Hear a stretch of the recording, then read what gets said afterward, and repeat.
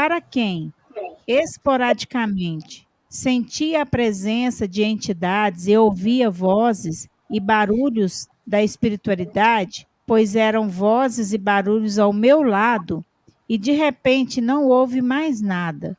O que pode ser isso? Essa pessoa pode ser sensitiva? Olha, existem circunstâncias nas quais episódios mediúnicos não determinam que a pessoa será um médium ostensivo. Nós temos pessoas que, embora não sejam médium ostensivos, conseguem relatar 2 ou 3 episódios de mediunidade na sua vida. A própria história que eu contei da minha mãe aqui é um desses casos. Minha mãe não tem mediunidade ostensiva, mas acho que eu consigo lembrar aqui umas 2 ou 3 ocorrências mediúnicas de minha mãe. Então, você ter episódios não determina, viu uma vez, pronto, então é médium. Às vezes, é uma ocorrência isolada que pode acontecer. Então, você ter essa coisa não determina.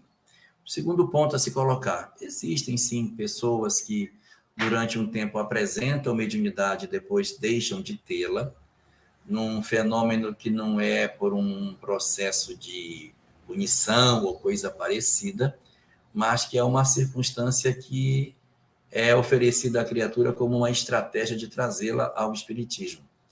Um dos personagens da história espírita que passou por isso é Leon Denis. Ele cita isso na obra Socialismo e Espiritismo, que ele, antes de ser espírita, era médium. Quando aquilo despertou nele a curiosidade, ele então procurou o espiritismo. Quando ele entra em contato com o espiritismo, a mediunidade dele desaparece. Aí ele pergunta: por que isso aconteceu? Porque o objetivo dela era trazê-lo para cá. Agora que você está, não precisará mais dela.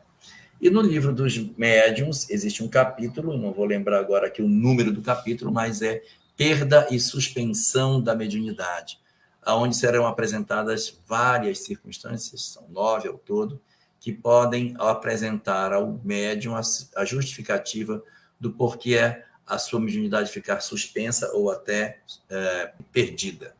Aí tem a questão do médium que está doente, a questão do médium que está muito cansado, a história do médium que pega as mensagens e não reflete sobre elas, do médium que não compartilha o que ele recebe do mundo espiritual. Então, tem várias circunstâncias que podem levar a essa suspensão da mediunidade. Às vezes, ele está com uma conduta equivocada, os bons espíritos, então, se retiram de perto dele, ele pode sentir a ausência dos benfeitores que ele possuía.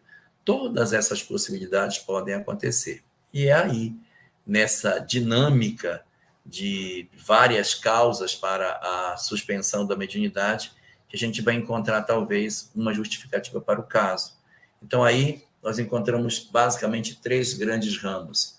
Ou são episódios, mas não é médium ostensivo. 2, é médium ostensivo, mas a mediunidade foi sustada a partir do encontro com o espiritismo, não precisa mais. Ou 3, por alguma das causas apresentadas no livro dos médiuns, a mediunidade pode estar suspensa na expectativa de encontrar a solução disso, ou ele pode ter tido a perda completa dela pela deliberação que os espíritos fazem. Quero dizer que essa perda é no sentido da comunicação e não da possibilidade de comunicar. A possibilidade vai continuar sempre, porque é uma faculdade orgânica.